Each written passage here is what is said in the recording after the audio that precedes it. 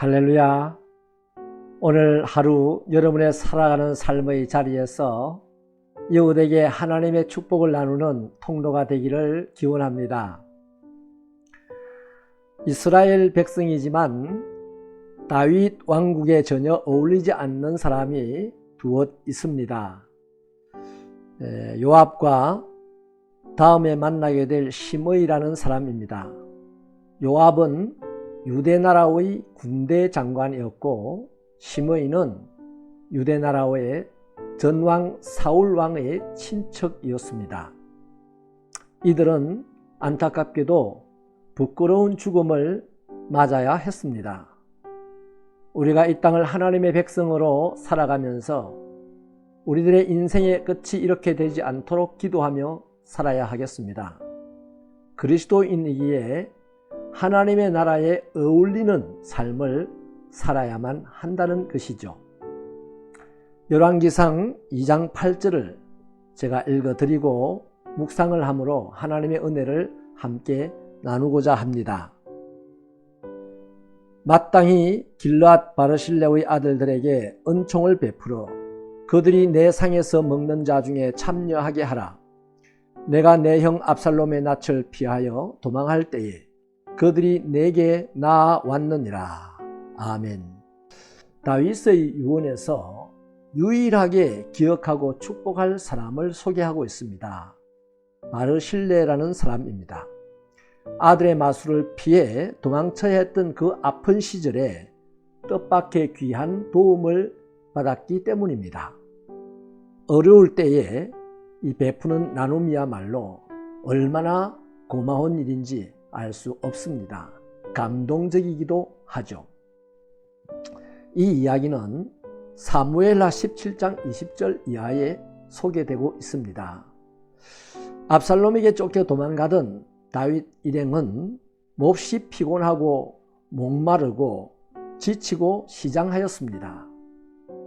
이를 본 바르실레가 침상과 대야와 질그릇과 밀과 보리와 밀가루와 볶은 곡식과 콩과 팥과 볶은 녹두와 꿀과 버터와 양과 치즈를 가지고 와서 정성껏 섬겼던 것입니다. 다윗의 일행은 이것으로 살 수 있었습니다. 압살롬의 반역은 실패로 끝이 났고 모든 상황이 종료되어 이제 다윗은 급히 황궁을 서두르고 있었습니다. 이때도 바르실레의 호의는 계속되었습니다. 감동이 된 다윗은 살해를 하고 싶은 마음이 있었는지 바르실레에게 황궁할 때 같이 동행해 줄 것을 제안하였습니다. 하지만 바르실레는 왕의 측근이 될 수 있는 절호의 기회인데도 불구하고 정중히 사양하였습니다. 대신에 아들 김함을 부탁합니다. 이 또한 아들의 요직을 바라서가 아니었습니다. 자신이 마땅히 황궁의 길을 도와야 할 터이나 나이가 80에 이르러 오히려 다윗의 황궁길에 그 침돌이 될까 보았기 때문입니다. 그래서 대신에 젊은 아들이 안내하는 그 일을 해주기를 바라서였습니다. 정리해 보자면 바르실레가 왕을 도우는 태도가 매우 아름답습니다. 왕을 도우는데 온 힘을 쏟았습니다. 즐거운 마음으로 도왔습니다. 단 하나도 대가를 바라지 않았습니다. 넘어진 자를 밟고 간다는 말이 있습니다. 세상은 그렇습니다. 그리스도인은 이 세상에 살죠. 하지만 세상의 방식을 따르지 아니하고 하나님의 방식을 따르는 사람이 그리스도인입니다. 하나님은 결단코 넘어진 자를 밟고 지나가지 않습니다. 더더군다나 그 넘어진 자를 죽도록 내버려 두지 않으십니다.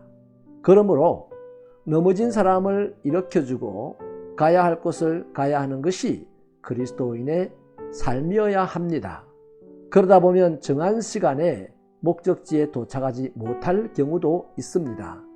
하지만 진짜 그리스도인은 그런 것에 연연하지 않습니다. 오직 하나, 넘어진 자를 일으키는 것을 생각합니다. 죽은 사람을 살리는 일만 생각합니다. 이것이 바로 예수 십자가에서 배운 힘입니다. 압살롬이 반역하자 대부분의 사람들은 압살롬의 편에 섰습니다. 다윗은 이 일로 도망자가 되었죠.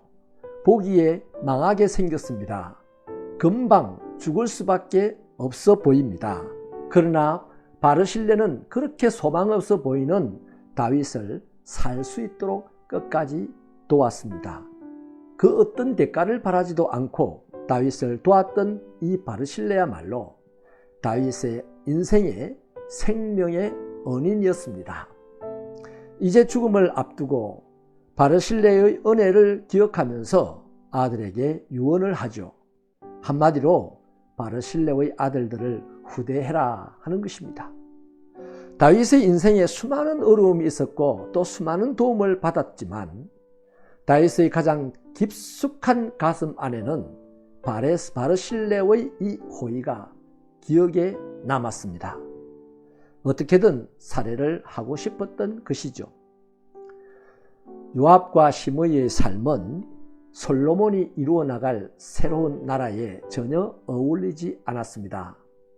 하지만 바르실레의 이 행위는 솔로몬의 나라에서 더욱 두고 기억되고 가르쳐져야 될 아름다운 일이었습니다. 사랑하는 형제자매 여러분, 누군가에게 사심이 없이 은혜를 베풀어 본 적이 있으십니까? 당신의 그 행위야말로 그 사람이 오늘 이 시간을 살아있게끔 한 결정적인 계기일 수도 있습니다. 이런 찬양이 있잖아요. 낮엔 해처럼 밤엔 달처럼 그렇게 살 수는 없을까? 자신들의 온몸을 불태워서 어둠을 밝히는 것처럼 예수님처럼 바울처럼 살 수는 없을까요? 자신들의 온몸을 온전히 남을 위하여 내어준 것처럼요. 그리스도인은 남을 위하여 살아가는 사람입니다. 사람을 살게 하는 사람이죠. 오늘 하루도 살리는 영이신 예수를 모시고 사랑하는 여러분, 여러분의 육체와 시간과 재물을 동원하여 넘어진 자를 일으키는 데 사용하십시오. 죽은 자를 살리는 데 사용하십시오. 그 기쁨은 하나님의 기쁨으로 채워질 것입니다. 승리하십시오. 하나님은 여러분과 함께 하십니다. 여러분을 기대하십니다.